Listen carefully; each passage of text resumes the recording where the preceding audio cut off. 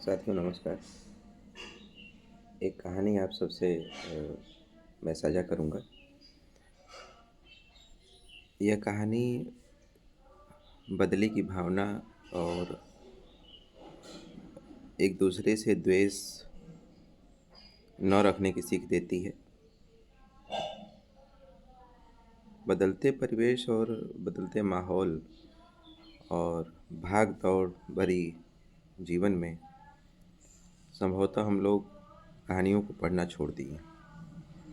कहानियाँ जो थीं वो केवल कहानी नहीं थी, वो हमारे जीवन में घटित घटनाओं अ, घटित घटनाओं से सीख लेते हुए एक प्रतिबिंब का काम करती थी, जिससे हमारा जीवन और आसान होता था। उन कहानियों को समझने के बाद हम अपने जीवन में उन कहानियों से रिलेट करके देख पाते थे, समझ पाते थे। सुनिए, उस कहानी को सुनिए। एक घोड़ा था और वो अपने आप को बहुत खुशनसीब समझता था, क्योंकि वो जिस घास के मैदान में चरता था वो बहुत बड़ा था और दूर दूर तक उस मैदान में उस घोड़े के अलावा कोई और चरने नहीं आता था। एक लंबे समय तक अकेले उस घास के मैदान में विचरण करने के बाद या अकेले उस घास के मैदान में चरने की वजह से घोड़ा स्वयं को उस घास के मैदान का एक तरीके से मालिक समझ बैठा था। उसे ऐसा लगता था कि इस पूरे घास के मैदान में चरना अब केवल मेरा हक है। एक दिन दुर्भाग्य से उस घास के मैदान में एक हिरन भी बेचारा कहीं से चरते चरते आ गया। घोड़ा उसे देखा। घोड़े को अपार दुख हुआ, बहुत कष्ट हुआ घोड़े को कि जिस घास के मैदान में मैं अकेले चरता था अब वहाँ एक और भी है। अब उसे ऐसा लगा कि अगर इसे अभी नहीं रोका गया हिरन को तो कल को और कोई आएगा, परसों कोई और आएगा।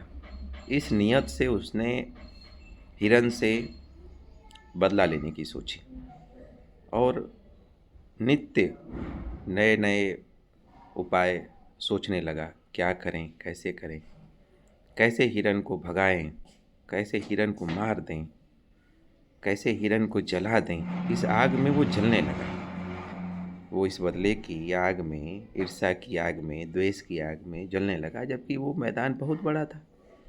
उसमें उस घोड़े जैसे सैकड़ों घोड़े अगर दिन भर चरें तो भी उस मैदान की घास खत्म होने वाली नहीं थी।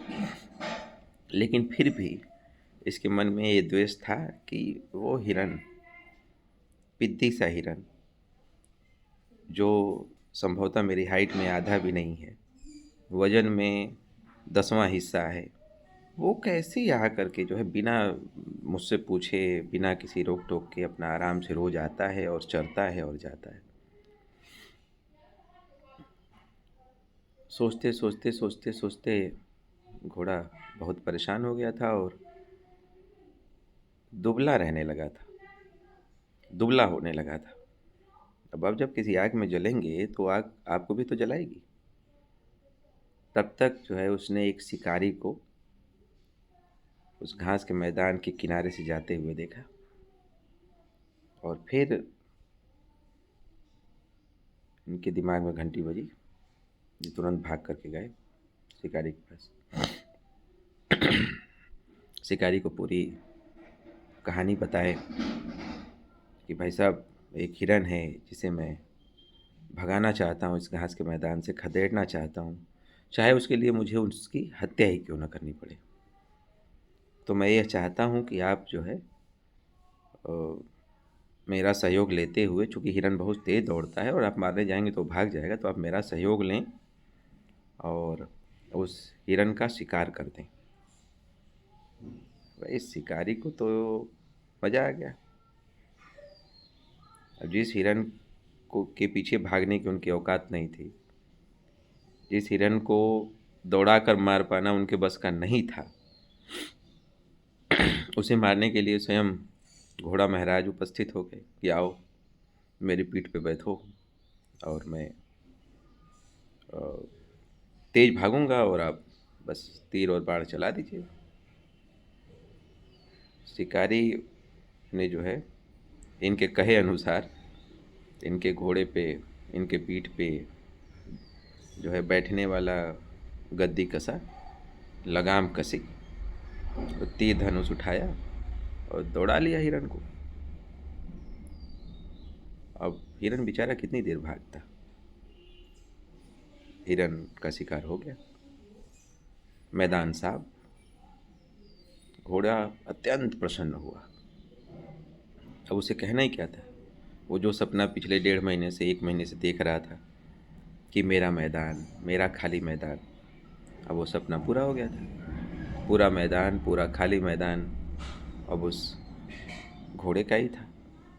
अब उसने शिकारी से कहा, भाई साहब अब मेरी पीठ पर से उतर जाइए, आपने मेरा काम कर दिया, इसके लिए आपको धन्यवाद। लेकिन भाई साहब शिकारी को तो मज़ा आ गया था घोड़े की सवारी करके, और घोड़ा साहब अब फंस चुके थे। शिकारी ने कहा कि ऐसा है भाई साहब कि आपकी सवारी का मुझे बड़ा आनंद आया, बड़ा मज़ा आया, और आपकी जो स्पीड थी, मतलब पलक झपकते हम लोगों ने हिरन का शिकार कर लिया। और ऐसे में दिन भर पेड़ों पे घात लगाए बैठता था, नीचे घास डालता था और इंतज़ार करता था कि कोई हिरन कहीं से वहाँ घूमते हुए आए, उस घास को चरते हुए आए, उस घास की लालच में आए तो मैं उसका शिकार करूं। कभी कभी तो शिकार आसानी से आ जाता था, और कभी कभी मैं 4-4 5-5 दिन इंतज़ार करता था तो भी कोई हिरन उस पेड़ के नीचे आता नहीं था। और आप अगर हमारे साथ रहेंगे तो हमें हिरन को बुलाने की आवश्यकता नहीं है, हम हिरन के पास जाएंगे। आपकी इतनी बढ़िया स्पीड है, इतनी ऊंचाई पे मैं बैठता हूँ कि हिरन मुझे दूर से दिख जाता है, और तीर चलाता हूँ तो एकदम मतलब सटीक लग जाता है। तो भाई साहब अब माफ़ करिएगा, हमने आपका एक काम किया, आपका बदला हमने लिया, अब आप हमारे साथ रहिए और चलिए। ऐसा कहते हुए उसने जो है लगाम कसी, एड़ लगाई और हिरन को घोड़े पे लादा और लेकर के घर। तो कहने का मतलब ये है कि हिरन उस घास के मैदान में आ ही गया, तो घोड़े साहब पे ऐसी कौन सी आफत आ गई थी कि बदला लेने की भावना से उन्होंने शिकारी से दोस्ती कर ली। समझने वाली बात है कि क्या था, ऐसा क्या था। चरता, वो भी चरता, आप भी चरते, और अच्छा जीवन आपका चल रहा था, लेकिन आप केवल और केवल एक छत्र राज रखने की वजह से आपने शिकारी से दोस्ती कर ली। तो गलत व्यक्ति से दोस्ती करने का नतीजा कुछ तो भुगतना पड़ेगा आपको, कुछ तो भुगतना पड़ेगा। तो ये इस सिस्टम में ये हमारे जो है ये समझने की आवश्यकता है। ये कहानी हम इसलिए कह रहे हैं कि ये हमारे बैंकिंग जीवन में या दैनिक जीवन में ऐसी परिस्थितियां हर रोज़ उत्पन्न हो रही हैं, हर रोज़ उत्पन्न हो रही हैं।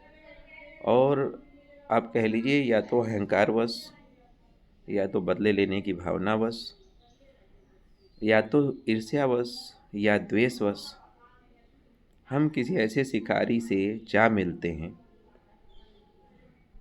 जो समय आने पर, उसका समय आने पर, हमारा समय आने पर नहीं, उसका समय आने पर हमारा भी शिकार करता है। इसलिए इस कहानी के भावनाओं को समझते हुए शिकारी से भी उचित दूरी बनाए रखें, और अनावश्यक किसी से द्वेष, किसी से बदला, किसी से ईर्ष्या मन में न पालें। खुद भी अच्छा जीवन जीने का प्रयास करें और अपने सहकर्मी, अपने कलीग, अपने अधीनस्थ या अपने सुपरवाइज़र, सभी के साथ अच्छा व्यवहार करें और प्रयास करें कि अच्छा जीवन चलता रहे। आपकी वजह से अगर कोई व्यक्ति परेशान हो गया, आपने कोई ऐसा कुकर्म कर दिया, आपने कोई ऐसा छल कर दिया, आपने कोई ऐसी उसकी बात किसी से कह दी जिसे नहीं कहना चाहिए था, वो बात आप दोनों के बीच हुई थी, वो बात उस शाखा के बीच चल रही थी, वो बात अ, किसी 2 अधिकारी के बीच हो रही थी, तो उसे भुलाया जा सकता था, उसे टाला जा सकता था। आए दिन आए दिन हम ऐसा देख रहे हैं कि कोई ऐसा दिन नहीं होता जब मुझे कोई ऐसी शिकायत प्राप्त नहीं होती कि अ, मुझसे कोई न कहता हो कि भाई साहब, हमारी शिकायत शाखा प्रबंधक महोदय ने रीजनल ऑफिस क्षेत्रीय कार्यालय में कर दिया है और वो शिकायत पूर्णतः गलत है, जिसकी वजह से मेरा ट्रांसफ़र दूसरे दूसरी शाखा में किया जा रहा है, जो अब मेरे घर से उसकी दूरी पहले वाली शाखा से 4 गुनी हो गई, 5 गुनी हो गई, दूरस्थ पोस्टिंग में पाया। तो मैं उन सभी अधिकारियों से भी निवेदन करूंगा जो इस तरह की केवल मात्र मौखिक शिकायत पर कार्रवाई कर रहे हैं और ट्रांसफ़र कर दे रहे हैं किसी का, वो थोड़ा-सा यह जानने की कोशिश करें कि उस अगले का भी क्या पक्ष है। आप क्षेत्रीय कार्यालय में बैठे हैं, आपको कोई मौखिक जो है ये कह देता है कि मेरा फलाना कर्मचारी, मेरा अधीनस्थ काम नहीं करता है, जिसकी वजह से शाखा का काम नहीं हो पा रहा है और आप कार्रवाई कर रहे हैं। अब विचार करें कि क्या यह नीतिगत है? क्या यह हमारे हमारे इस ग्रामीण बैंक के परिवेश के हिसाब से है? क्या हम ऐसे ही थे? ऐसे ही हम चलाते थे? तो इस पर थोड़ा-सा विचार करने की आवश्यकता है। बहुत सारी समस्याएं केवल इस वजह से पैदा हो जा रही हैं कि हम एक दूसरे की शिकायत करना प्रारंभ कर दिए। किस वजह से वो परिस्थिति उत्पन्न हुई? क्या दिमागी प्रेशर रहा उस साथी पे, या हो सकता है उस दिन कोई ऐसी समस्या रही हो उनको, शारीरिक, मानसिक, जिसकी वजह से उन्होंने किसी काम के लिए मना किया, या उस काम में कोई कमी रही हो। कोई काम ही है, कोई काम हम ही दें आपको और आप उस काम को मना कर दें, तो उस काम को मना करने के पीछे कई कारण हो सकता है। हो सकता है कि मैं जिस प्रेशर पे जो है वो काम आपको दिया, जो अ, जिस परिस्थिति में मैंने आपको काम दिया, वो परिस्थिति और वो प्रेशर आप दोनों न समझ पाएँ। वो प्रेशर और परिस्थिति आप दोनों न समझ पाएँ और आप अपने बैंक के नियमों के हिसाब से चलने का प्रयास करेंगे। और ज़ाहिर-सी बात है, अगर कोई बात, जैसे मान लीजिए हम रीजनल ऑफिस गए और वहाँ से मुझे कुछ दिशा निर्देश मिला कि यह काम करना है, अति महत्वपूर्ण है बैंक के हित में, लेकिन मुझे बैंक के हित में कार्य तो करना है, लेकिन नियमों से मैं कर नहीं पाऊँगा उस काम को, क्योंकि उस काम को अगर नियमों से मैं करना चाहूँगा तो उसमें तमाम फॉर्मेलिटीज़ हैं, तमाम समस्याएं आएंगी, तमाम सभी ग्राहकों से संपर्क करना पड़ेगा, जो भी, मतलब मैं इशारे में बात कर रहा हूँ। तो ये मैं समझ के आया और मैं आते ही बिना कोई मीटिंग लिए, मेरा फ़र्ज़ है कि मैं वहाँ से आऊँ, कोई बात सीख करके या कोई बात जान करके या कोई दिशा निर्देश प्राप्त करके प्रधान कार्यालय से मैं आ रहा हूँ या क्षेत्रीय कार्यालय से मैं आ रहा हूँ, तो ये मेरा दायित्व होना चाहिए और मेरी कार्यशैली होनी चाहिए कि शाखा में आने के बाद अगले दिन मैं शाखा के कार्यकाल के बीच में या शाखा के कार्यकाल के शुरू में या अंत में कभी 10 मिनट की एक गेट टुगेदर करें, सभी के साथ बैठें, एक मीटिंग करें और हमें जो दिशा निर्देश प्राप्त हुआ है कि ये काम इस तरीके से करना है, ये ज़रूरी है, उसके बारे में सबको जानकारी दें, सबसे बातें करें, सबको जानकारी दें, सबको बताएं, एक टीम भावना के साथ आगे बढ़ें, तो वही काम जो है करने का मज़ा कुछ और हो जाए। और हम क्षेत्र प्रधान कार्यालय से या क्षेत्रीय कार्यालय से आ रहे हैं और एकदम रुआब में अपने केबिन में बैठे और बैठने के बाद हमने घंटी बजाई और चपरासी को बुलाया और उससे कहा ये काम है, ये ऐसे होना है, ले जाकर जो है फलाने अधिकारी को दे दो, फलाने कर्मचारी को दे दो। वो गया और कैशियर साहब बेचारे अपने केबिन में बैठे कैश बांट रहे हैं और बगल की खिड़की से उसने एक 4 पन्ने की कोई डाटा घुसेड़ा और शाखा प्रबंधक महोदय ने जिस टोन में कहा था उसी टोन में उसने कैशियर साहब को पकड़ा दिया। कैशियर साहब नोट गिन रहे थे, 1 2 3 करते करते 48 पे पहुँचे से तब तक वो जो है बगल से घुसड़ के कहा, साहब ये मैनेजर साहब दिए हैं, आपको बोले हैं ये करके उनको दे दीजिए। न उसने कोई बात बताई, न उसने अपना टोन बदला।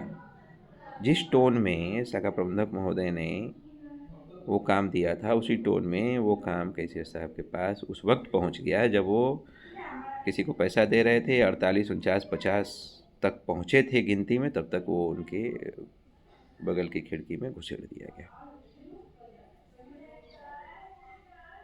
समझिए कि उस व्यक्ति की क्या भावनाएं रहेंगी, वो क्या जानता है क्या है ये पेपर। वो तो बस ये देखा है कि भाई साहब इसमें कंसेंट नहीं लगे हैं ग्राहक के, बैंक के नियमानुसार कंसेंट नहीं लगे।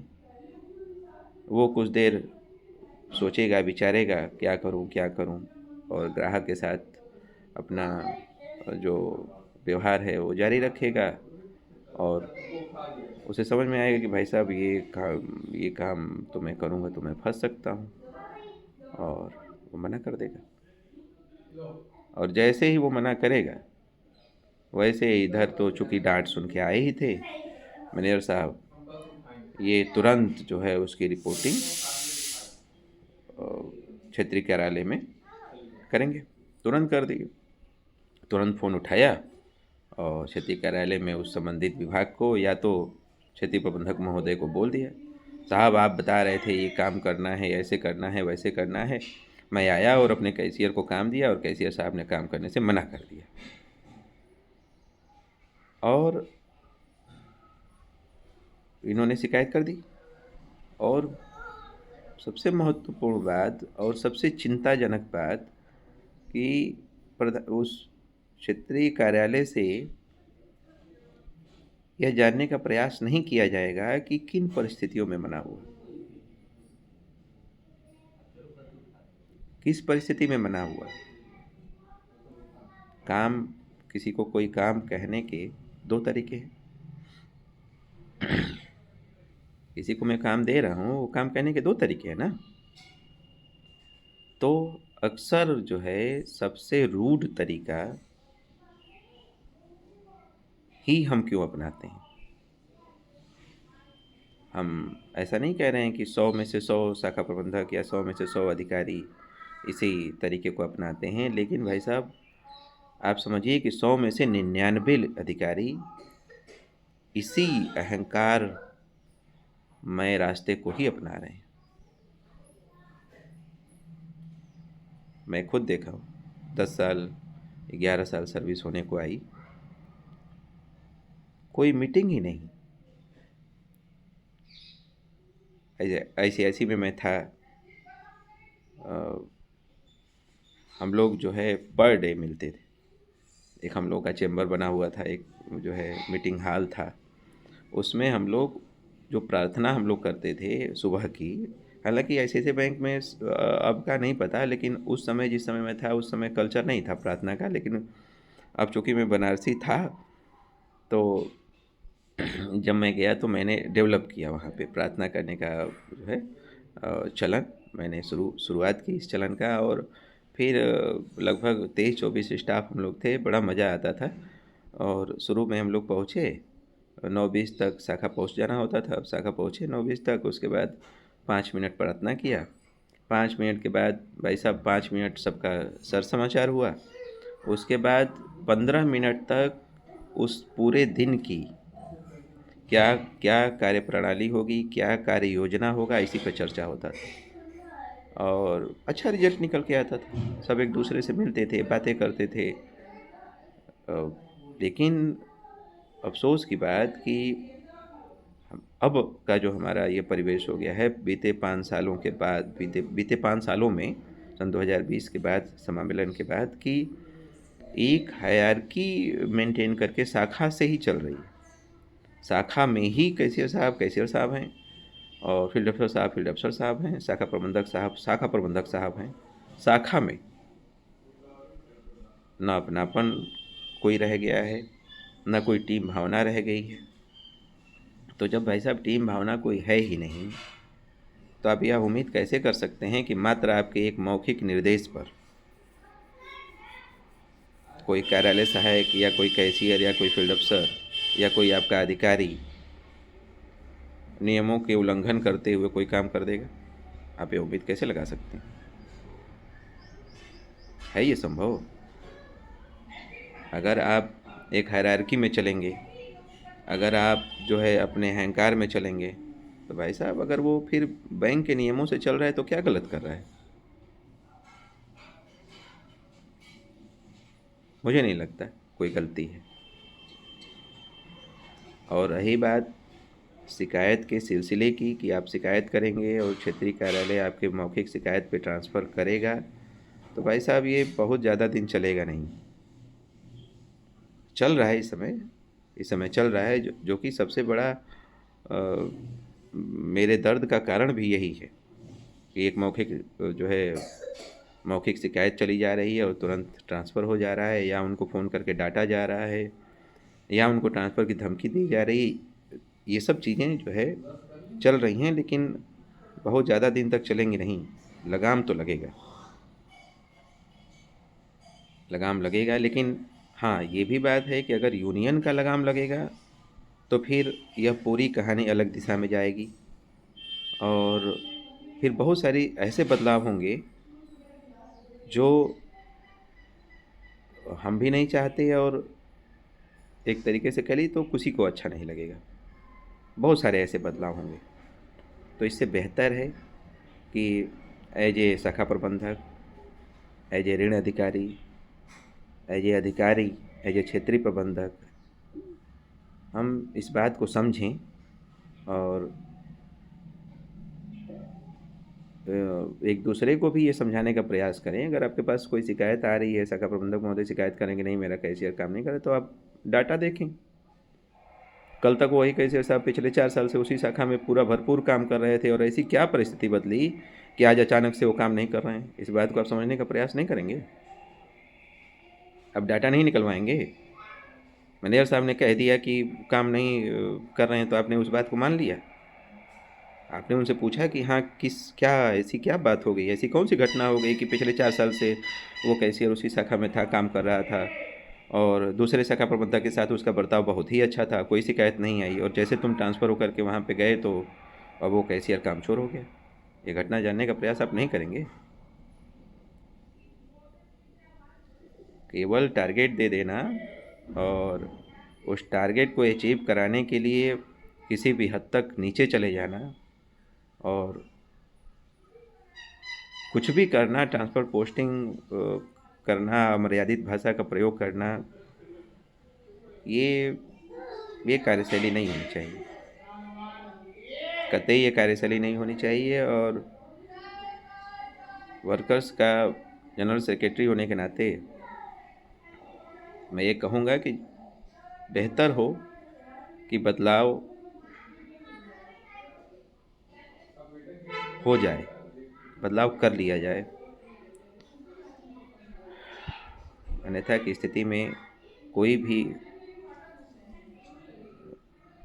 कोई भी धनुष की प्रत्यंचा चढ़ाते समय हम देखते हैं कि अगर उसे बहुत ज़्यादा खींचा जाता है तो एक उसकी सीमा है, उसी सीमा तक वो रस्सी खींचेगी, उसके बाद वो रस्सी टूटेगी। और जब रस्सी टूट जाती है तो दुनिया में किसी भी रस्सी को जोड़ने का एकमात्र उपाय केवल गांठें लगाना ही है, और उपाय कुछ है नहीं। आप गांठ लगा करके ही उस रस्सी को जोड़ सकते हैं, और कोई उपाय है ही नहीं, उपाय बना ही नहीं है। उसी तरह से ये भी है, हम सभी कोई अलग नहीं हैं, सब एक एक परिवार है, हम सब मिल कर के एक बैंक का निर्माण करते हैं, और एक ऐसे माहौल का निर्माण करते हैं जिसमें हम सब जो है एक अच्छा जीवन जीते हुए कार्य कर पाएँ। लेकिन सबसे बड़ी बात है, यह भ्रम हो गया है सभी को कि बैंक केवल वो चला रहे हैं। जो जहाँ है उसे वहीं भ्रम हुआ है भाई साहब। जो शाखा प्रबंधक है वो अलग ही भ्रम में पाल के बैठा हुआ है कि मैं लोन बाँटता हूँ, मैं रिकवरी करता हूँ तो बैंक चलता है। जो क्षेत्रीय कार्यालय में हैं वो अलग ही भ्रम पाल करके बैठे हैं कि मैं जो है यहाँ से सब पे नियंत्रण रखता हूँ तो बैंक चल रहा है। जो प्रधान कार्यालय में बैठे हैं वो अलग ही भ्रम में पाल के बैठे हैं कि भाई साहब मैं तो प्रधान कार्यालय में बैठा हूँ, मेरी तो बहुत ही महत्वपूर्ण नौकरी है, मैं ना रहूँ तो बैंक नहीं चल पाएगा। और यह एक अलग तरह का जो है गुरूर पैदा कर रहा है ये चीज़ें। ये वहम जो है अलग तरह का गुरूर पैदा कर रहा है। अगर आप किसी वहम में रहेंगे तो आप यह समझने का प्रयास करेंगे कि वो वहम जो है धीरे धीरे आपके रिश्ते, आपकी चीज़ों को काटेगा, ख़त्म करेगा। बहरहाल बहुत लंबा इस बात को नहीं खींचते हैं, और घोड़े और हिरन और शिकारी की कहानी को याद रखते हुए पुनः उस कहानी की जो है मोरल को समझते हुए हम यह आप सभी से निवेदन करेंगे कि जो है लाइफ सबकी जो है बहुत आसान है, इसे बहुत मुश्किल, बिना वजह मुश्किल बनाने की कोई ज़रूरत नहीं। आप शाखा आएँ, समय से आएँ, समय से सम्मानित ग्राहक का कार्य करें, जितना हो सके एज ए स्टाफ, शाखा के सभी स्टाफ एक दूसरे से बातें करें, अच्छा माहौल बनाएं, अच्छा माहौल बना करके काम करें, और एक दूसरे की छोटी छोटी बातों को अन्यथा न लें, और इस शिकायत वाले दौर से भाई साहब ऊपर उठें। क्योंकि शिकारी को जब मौका मिलेगा तो शिकार तो भाई साहब आपका भी होगा, है ना? ऐसा तो है नहीं कि केवल घोड़े के कहने पे हिरन का शिकार होगा। ऐसा भी समय हो सकता है कि उस हिरन के भी उसके मन मुताबिक उसके टाइप का कोई शिकारी आ जाए, और वो घोड़े की जो है घोड़े के शिकार के लिए एक योजना बना ले। तो बेहतर है कि हम सब जो है इस बैंक को एक चारागाह की तरह उदाहरण समझते हुए उस चारागाह को फलने फूलने का पूरा मौका दें, और आएँ अपनी सेवा दें। सेवा के बदले जो हमें लाभ मिल रहा है उस लाभ को लें, और अपने परिवार के साथ इस बैंकिंग जगत को भी, और बैंकिंग सेक्टर में काम करने वाले हमारे सभी सहकर्मियों को अपना परिवार मानते हुए स्वयं का जीवन भी बेहतर रखें, और ऐसा प्रयास करें कि हमारी वजह से किसी दूसरे को कष्ट ना हो। जय हिंद।